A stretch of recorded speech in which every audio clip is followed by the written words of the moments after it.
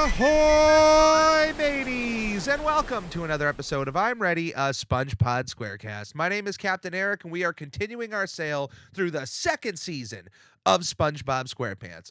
For those who may have missed last week's episode, I did skip a week of talking about the SpongeBob episodes in order to have an episode that was both a review of the SpongeBob movie, Sponge on the Run, and of the series premiere of Camp Coral on Paramount Plus, but also my thoughts on the legacy of Steven Hillenburg and this whole controversy surrounding the spinoffs and whatnot. So if you have any extra time in your life in the next week or so, I would definitely check out last week's episode. It was very important for me to get that episode out, to get my thoughts out. I don't think the conversation is 100% over. I definitely think there's more to be said, but I feel completely at peace with what I was able to put down in the episode I was able to put out. So check last week's episode out for any of that stuff. Before we get into this week's episode, pre-hibernation week, we're going to look at this week in Nickelodeon history. Nickelodeon.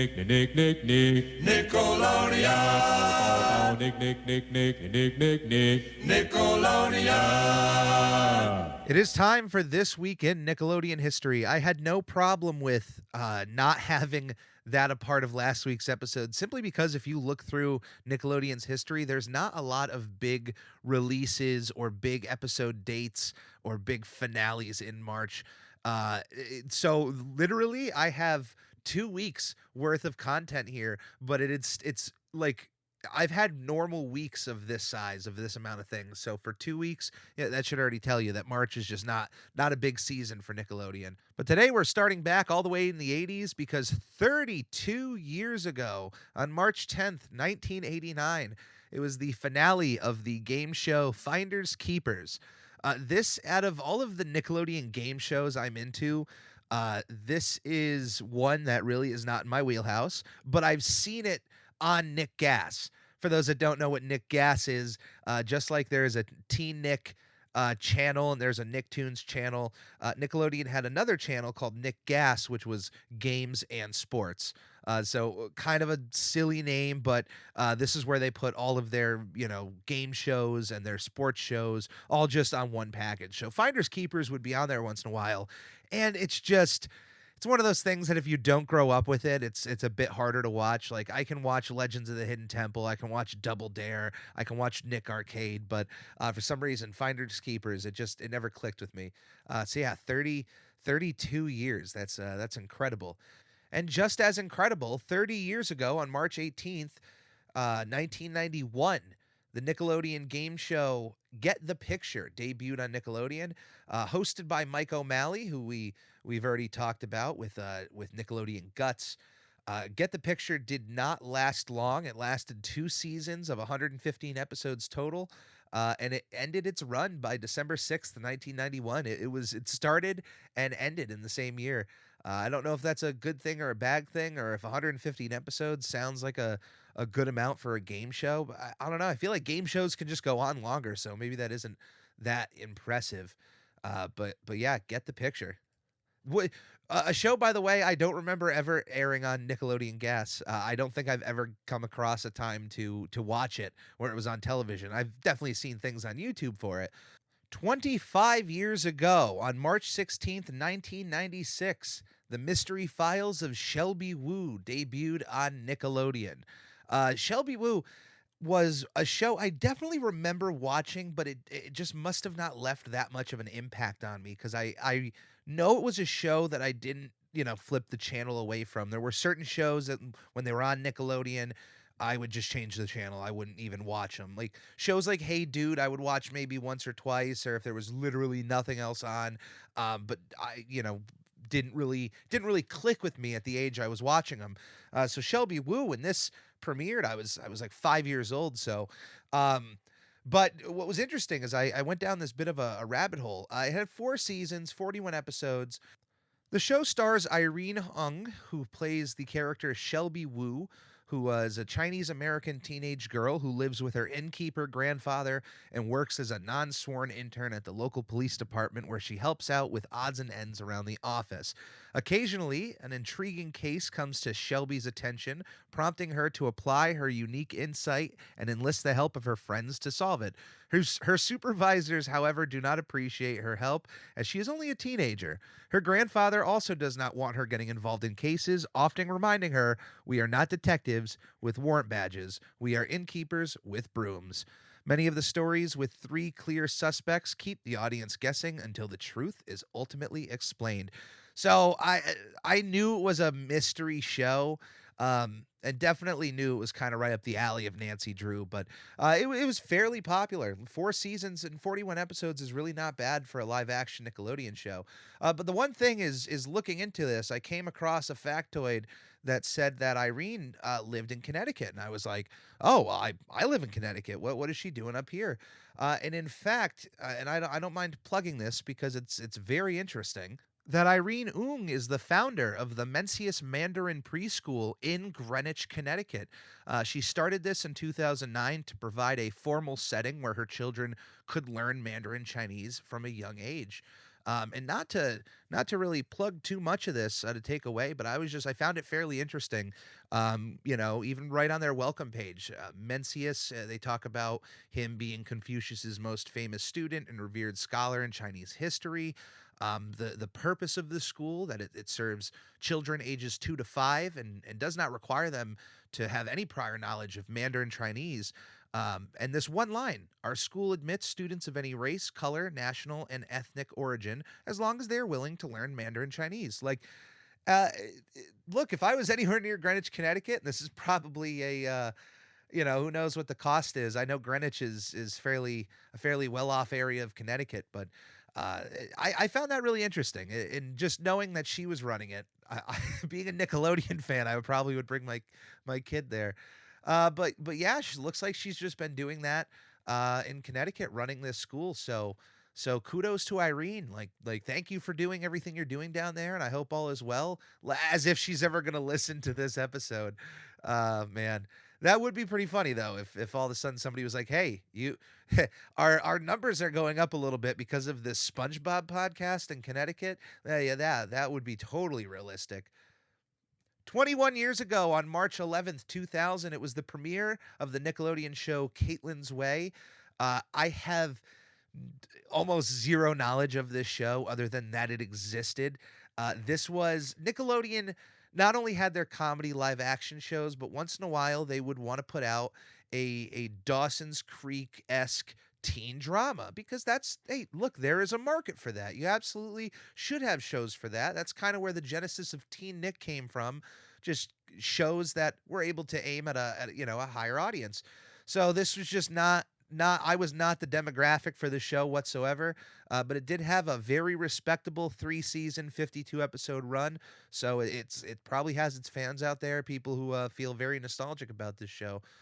10 years ago, on March 12th, 2011, the Nickelodeon TV movie Best Player premiered on Nickelodeon, starring iCarly's Jerry Trainer and Jeanette McCurdy.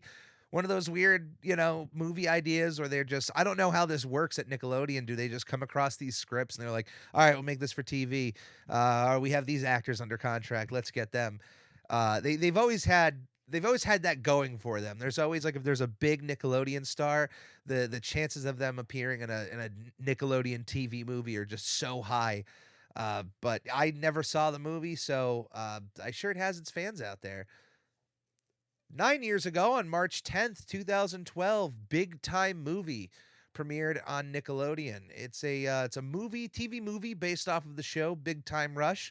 I also did not watch Big Time Rush. However, I will give whoever made that show credit because they had an entire episode with Patchy the Pirate from SpongeBob SquarePants, SpongeBob's number one fan. So just kudos to them, whatever they were doing over there. It ran for 4 seasons and 74 episodes. And to also have a TV movie, not a lot of live action shows get that chance. Think like Keenan and Kel, Drake and Josh, iCarly, Victorious, and Big Time Rush. I think those are the only ones. Although no, I think Henry Danger had a movie. or at least the long episode. Maybe the Thundermans did too, but see, that's still like the fact that I could just name everything right there. It's a still small eclectic group. The very next day, though, on March 11th, 2012, the Winx Club movie Secret of the Lost Kingdom premiered on Nickelodeon in the US. I think this movie originally came out in 2007. And also, I think somewhere along the line, Nickelodeon purchased Winx Club. I remember the Winx Club. I think it was the Fox box. That's probably ringing a few bells of anyone listening out there. Uh, but I remember the Winx Club being a completely separate property, and then Nickelodeon just bought it up. So it's kind of like an honorary Nicktoon at this point, with 8 seasons and 208 episodes, plus 4 hour-long specials, and then like films. This is craziness. There's a lot of Winx Club out in the world. From something that, like, when I first saw it, I was like, oh, that's going to be in the toy aisle and then just die out after a year or two. And it is still going on to this day. So kudos to the Winx Club. 6 years ago, on March 7th, 2015, the final episode of Awesomeness TV aired on Nickelodeon. It seemed to be just kind of a sketch comedy show based off of the YouTube channel of the same name, and is created by Brian Robbins, the now president of Nickelodeon. 5 years ago, on March 12th, 2016, the TV show School of Rock premiered on Nickelodeon. School of Rock, based off of one of my favorite movies of all time, starring Jack Black. It basically, it just kind of retells, I think, I didn't watch the show. You're gonna get a lot of these when it starts getting to the older teen shows and whatnot, but just like the movie, it stars a teacher looking to teach a school, a classroom of kids more rock and roll than whatever they're learning to teach. I don't know how much of it is based off of the movie. I know that the character that is supposed to be Jack Black is named Mr. Finn, which I believe in the movie, I think that is his still actual last name, Dewey Finn. But it says he is the new substitute teacher and an ex-rock musician who teaches the kids how to play and work together as a band. In the second season, he is promoted to a regular teacher. So in the movie School of Rock, starring Jack Black, he is faking being a teacher at this school, and he only really knows rock and roll. So that's kind of what happens. He's just like, well, I'm just going to teach you guys this really cool band stuff, and it's just going to be something we do. But, then eventually he gets caught that he's not really a substitute teacher, and that it was his roommate, Ned Schneebly, who's the actual like guy that just decided, yeah, you can go to the school and do it. But so I don't know if the show follows that same regard, or if they're just like, the idea of Dewey Finn is that he was a rocker and then just gets into schooling. But it only ran for 2 seasons, and I think only 20. Oh no, 3 seasons and 45 episodes. That's not a bad run for School of Rock there. 4 years ago, on March 11th, 2017, the show Hunter Street premiered on Nickelodeon. Zero ideas of this show. I honestly didn't even know it existed. It's just one of those things that was in the list, and I said, okay, great, cool. Never said I was a full expert on everything Nickelodeon. Hunter Street, I think it's still, no, it's 70 episodes, though. It's a pretty respectable amount, so I don't know. How does something go on for that long and I've never heard of it? That's just crazy. 3 years ago, on March 15th, 2019, the Nickelodeon movie Wonder Park debuted in theaters. This was also said to be one of those properties that would have a movie and then a television show on Nickelodeon following Jimmy Neutron and Barnyard. And I don't think that's a thing, because there simply is no citations to look this up. It just mentions that there's like one article that mentions that it's supposed to become a TV show, but I feel like it's been a long time since that movie came out, and I feel like we would have something since. Although cartoons can take long to be made, so maybe it is still coming, or maybe they're pushing it over to Paramount Plus and putting it on that platform, because they need content. Which, by the way, I love Paramount Plus so far, just as far as the range of content on the Nickelodeon side and what they have. but man, they really need somebody a bit more organized to start fixing some of their stuff in there. They have pictures of episodes when you're looking at them that are from a different episode. They have, sometimes you'll see titles wrong, you'll see dates wrong. Go click on Double Dare and just look at that mess. They just have, like, if you wanted to watch one of the later episodes in that one season, you have to scroll down. It takes like 5 minutes to get through all of the episodes. They need to get somebody in there. If I, you know what, I should just take my iTunes, because if you were able to see my iTunes, I have like an OCD level of organization in my iTunes. I should send that as my application to work for Paramount Plus, so I can just work all day and just organize everything correctly the way they should be. They even have cartoons on Paramount Plus that are not Nickelodeon shows, that are just in the Nickelodeon section, like Inspector Gadget or the Super Mario Brothers 3 cartoon, and just like Danger Mouse. Like, guys, this isn't Nickelodeon. You could put this in another children's section. Why is this here? Yeah, okay, maybe these shows aired on Nickelodeon, but that's not how you're presenting this part of the service. Like, if I'm going to click on Nickelodeon, I just want like legitimate Nickelodeon shows. Get all this clutter out of here. But I've still been enjoying parts of it. It definitely does need work. Pulling up that UI, making, dropping some new features in there, but I've been enjoying it. $5 a month for, even for commercials. Just, this is not an ad for Paramount Plus at all. But yeah, this was This Week in Nickelodeon History. We're gonna take a quick break, and when we get back, we're going to dive into pre-hibernation week. Sandy, I can't rake any faster. These are big leaves. Magic Conj, will I ever get to meet Tom Kenny? Maybe someday. Oh, so you're saying there's a chance. Okay. Should I tell fans of the show how they can support us? Yes. Goofy Goobers, supporting the show is shockingly easier than catching a blue jellyfish. Right from our Anchor page, anchor.fm/SpongePod, you can find links to all of our social media and a support button if you happen to have a few extra clams. Also follow us on twitch.tv/SpongeBobPodcast, where it's not only the official home to our sister show, Video Bob Game Pants, it's also where I stream live drawings of various Nickelodeon characters and host the opportunity for commissions and giveaways. Lastly, the official merchandise store is now open at redbubble.com/people/SpongePod, where various designs will be uploaded inspired by our show, including our official logo, which is now available on a multitude of products like t-shirts, stickers, duvet covers, and even a shower curtain. This is a podcast by a fan, for fans, and will always be fan-driven. Any way you see fit on supporting our show is much appreciated. Thank you, and enjoy. Sandy, you may not have noticed, but I is 100% mammalia. 2,000 years later. Are you ready for pre-hibernation week?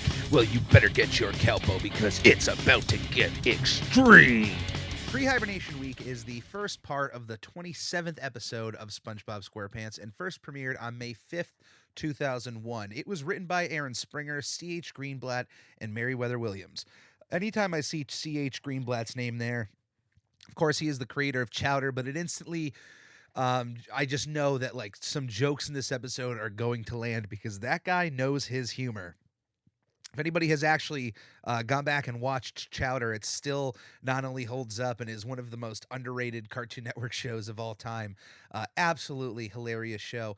This, though, is one of my favorite SpongeBob episodes, and is certainly one of my favorite Sandy-centric episodes. It deals with the fact that Sandy is a mammal. Sandy is a squirrel living underwater, and usually during the winter times, mammals head up into hibernation. If there is somebody out there who doesn't know what hibernation is, I certainly would go and look that up, because I am not an authority on it whatsoever. But animals decide, animals sleep throughout the winter. They have these long sleeps. They put on a lot of body fat to keep themselves warm, and they come back out during the springtime. So it's very interesting that when we have underwater life here, in which we do see snow. We've seen that snow exists, and the wintertime does exist in this world. So Sandy, even though she may be living in an area where it could be warmer throughout the year, it's still an instinct for animals. There's somebody I'm following on Instagram who has a pet skunk, Zoo Arcade. And this, they mentioned in a recent video on Instagram that even though she is an indoor domesticated skunk, during these winter seasons she's still a little bit more lethargic, because during these times she would just be naturally hibernating out in the wilderness. So even though Sandy probably doesn't really need to, she kind of needs to. It's just its instinct, its DNA to just fall asleep during those few months. So we get a lot of funny jokes here right in the beginning of this episode. Of course, we get SpongeBob's comically small rake trying to rake up the big leaves in Sandy's tree dome, and the whole comment that hibernating is a mammalian thing. And SpongeBob's reply to that is, Sandy, I don't know if you've noticed, but I is 100% mammal. Super just funny jokes that I don't know if, of course, the visually small rake would make kids laugh, but the mammal joke I don't think would get kids to laugh. I think that's definitely an adult joke put in this episode. But the one thing I really like about this episode, if there's any fans out there of the video game Battle for Bikini Bottom, you can absolutely tell that the people making that game, this was one of the episodes they watched, because there's so many elements of this episode that just show up in Battle for Bikini Bottom. Not only do we get the Sea Needle, but we also get the industrial park, which shows up in this episode as well. Actually, as I just have it on the background, the industrial park shows up. And I guess in the audio commentary of this show, Greenblatt mentions that he's not a fan of the industrial park because it makes Bikini Bottom look post-apocalyptic, but actually the setting reminds me of the post-apocalyptic world that Bikini Bottom turned into in Sponge Out of Water. So it's kind of fitting. Um, but yeah, there's just a lot of jokes in this episode that still land. So SpongeBob is helping out Sandy with some chores around the tree dome. He learns about hibernation, that in 1 week's time she's going to be sleeping. So they have this 1 week to have this just all out fun experience throughout Bikini Bottom, doing extreme things like just extreme snowboarding and extreme fly fishing. And Sandy is going to limits that SpongeBob is just not able to keep up. And that's where a lot of the humor comes from in this episode, is just seeing SpongeBob get thrown into these really wild situations with Sandy. Let's look at one right now that they're jumping into. Find the hay in the needle stack. It's literally a giant stack of needles you have to crawl through to find a piece of hay. That is such a funny joke. And just since we're talking about it, I should mention that the episode Bubble Troubles from season 8, the title card, uses the exact scene of the needles when SpongeBob and Sandy are speaking to each other about finding the hay. Um, SpongeBob eventually gets just completely fed up with all of Sandy's extreme sports and finds himself hiding under Patrick's rock, to which Sandy just completely. I love when characters just go off the deep end. I've mentioned this a few times on the show. The episode Arg with Mr. Krabs, just seeing him delve into madness. We've seen Mrs. Puff delve into madness, and this is Sandy's her chance to really have this opportunity to just delve into madness. She is so obsessed with finding SpongeBob that they're looking for him for days. She seems to be the only one who cares looking for him. And even when she finds him, you think like there would be some sort of distress, but no, she's just stoked to find him. Um, which, by the way, I love how all the wanted posters during that time feature a image of SpongeBob as seen on like the initial title card, like that little doodle of SpongeBob that shows up. Absolutely wonderful. One of the big jokes I love too about this episode is the fact that Aaron Springer actually shows up in this episode live action, giving us a rim shot on the drums. For those that don't know, just look it up. You'll definitely know, but it's the little drum solo with the cymbal hit. That's called a rim shot. I am a sucker for those for those humor, and that always gets me. Like even now, just seeing the rim shot, it's a joke that will make me laugh 20 years from now, 30 years from now. Um, One of the things about this that really stands out to me is that we've seen SpongeBob be able to handle a lot. We've seen SpongeBob handle bullies. We've seen SpongeBob handle plankton. We've seen SpongeBob handle Bubble Bass. But it seems like when it comes to Sandy and this extreme sports run of hers, SpongeBob it just completely taps out from it. Like this is something he can't handle, and I can't think of any other things that SpongeBob has tapped out on like this. So this is a real rarity for us because usually he can kind of keep up with everybody. I love the ongoing joke in this episode too that Patrick's house seemingly is the greatest hiding spot in Bikini Bottom. I don't know why. I don't know if everybody just because maybe Patrick is a smelly guy. I mean, we don't really hear that from any other characters that they just despise Patrick, but maybe they just all know that his home smells. So it's like, well, even if you're searching for somebody for days, no one's going to check Patrick's house. Like maybe that's just complete off limits. Maybe they think every single person under that rock thinks no one is crazy enough to hide under here, and then they all end up hiding under there, and Sandy still doesn't look under the rock there. Um, or the Dwayne Johnson, if you will. This is a There's a few other things. Of course, let's mention Pantera being a part of this episode. They get a nice little shout out right after the title card. The solo, the guitar solo that plays the song "Pre-Hibernation" is actually a solo featured from the song "Death Rattle." By Pantera. So if you go and listen to Death Rattle at 2 minutes and 31 seconds, you'll start hearing the riff of Pre-Hibernation, and it ends about, like 20 seconds later or so, 10 seconds. But that was the main part of Pre-Hibernation. Absolutely love Pantera for being a part of this episode. They just added this whole other spice to SpongeBob. It's only one of two times we've had another band kind of show up in Bikini Bottom. We had Ween all the way back in Your Shoes Untied, and now we have Pantera. Both I love in my heart to be a part of SpongeBob SquarePants. This episode also features one of my favorite little lines of SpongeBob. It's so nuanced for me to love this, but when SpongeBob lands on the ground after the snowboarding, that he does with his tongue, mind you, and that's another thing that was in Battle for Bikini Bottom is that when SpongeBob would go down any of the sand mountains or any incline in any of the levels, he would use his tongue. That's directly taken from this episode.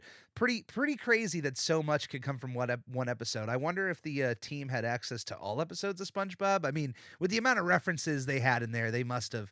Um, but when SpongeBob lands on the ground and the bones are sticking up from the top of his head, and he first lands, and he just has this yeah, like this little satisfied yeah. Um, it's one of those little things that just make me laugh, and I don't know why. It's not a funny joke that I could tell somebody happened and they would laugh as well. It's just one of those things that if you watch it and it brings you a chuckle, it brings you a giggle, then you and I probably have very similar tastes in comedy. If not, those little moments you and I could just share. If you don't like that or if that does nothing for you, I have no idea. I don't know what it is. I have no explanation for it, but that little line always makes me smile. Um, this is such a crazy episode by the end, just especially based on the fact that none of the characters are, like I said, looking into Patrick's house, but the fact that they're willing to go in this hunt for days, and you would think after the first day of like, okay, SpongeBob's missing, everybody's searching for him, that you think everybody would then get a little worried. Like nobody else is worried but Sandy. So when they say days, I mean, if you have somebody that if you have a friend who lives in town and they're missing and you can't find them, after a few days, you definitely should start getting worried. So it was kind of weird to, I know all the characters were really getting pushed around by Sandy, but you think after a few days they would start being like, okay, hey, where is SpongeBob? Like we should kind of be worried that he's not around. Where is he? I kind of wish that the scav like for the amount that Sandy was pushing and for how extreme she gets.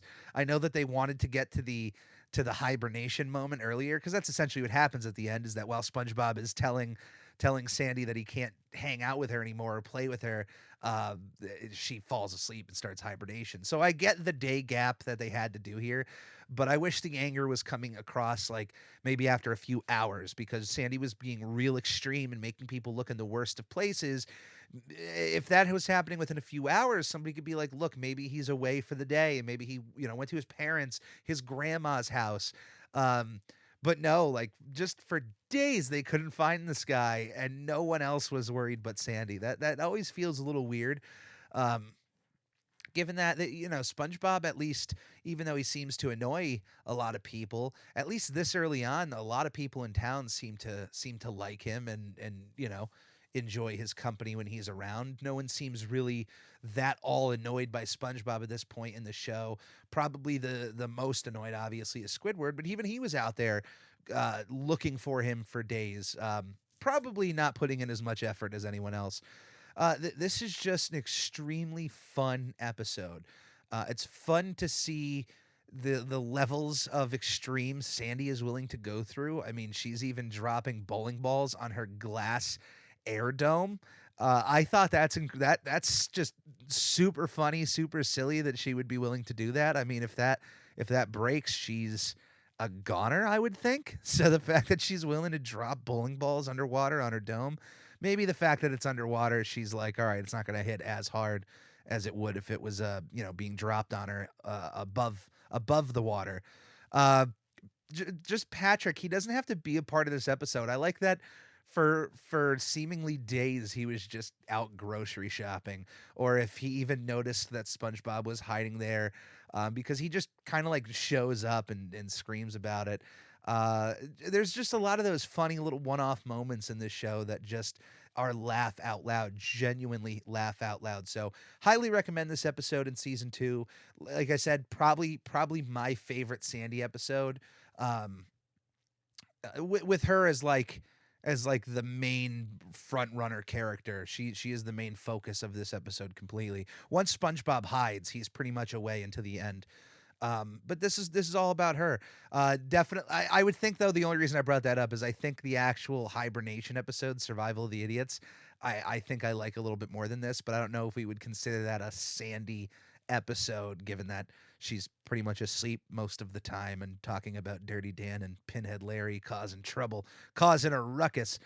But yeah, I highly recommend this episode. Highly recommend Extreme Jacks. I highly recommend Extreme Snowboarding, Sandboarding. Do all of these because when you put on Pantera, you can do anything you want out there. But this is this week's episode of the show. Thank you for following along. Thank you for listening. If you would like to write into our show to be a part of our snail mail segment, you can write to me at snailmail@uphonics.com, UFONYX.com. Send me your questions and your comments about SpongeBob. I love reading that stuff. I love answering you guys, and it gives me a little bit more content on the air here. So thank you for listening on. Like, subscribe, comment wherever you're listening to this. Share this episode to whoever you can. If you know anybody who's a SpongeBob fan or you think might be a closeted SpongeBob fan, send them this show. I appreciate all you guys do. I love the Ready Crew, and we'll set sail again next week.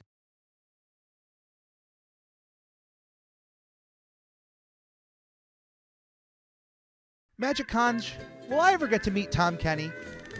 Maybe someday. Oh, so you're saying there's a chance. Okay. Should I tell fans of the show how they can support us? Yes. Goofy Goobers, supporting the show is shockingly easier than catching a blue jellyfish.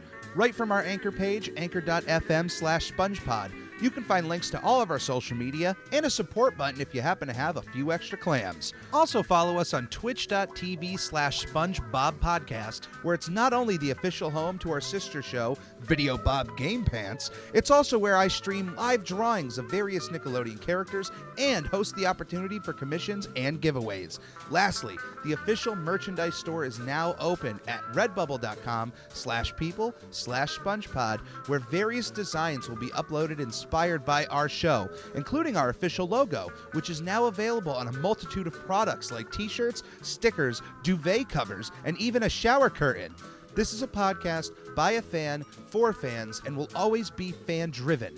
Any way you see fit on supporting our show is much appreciated. Thank you, and enjoy.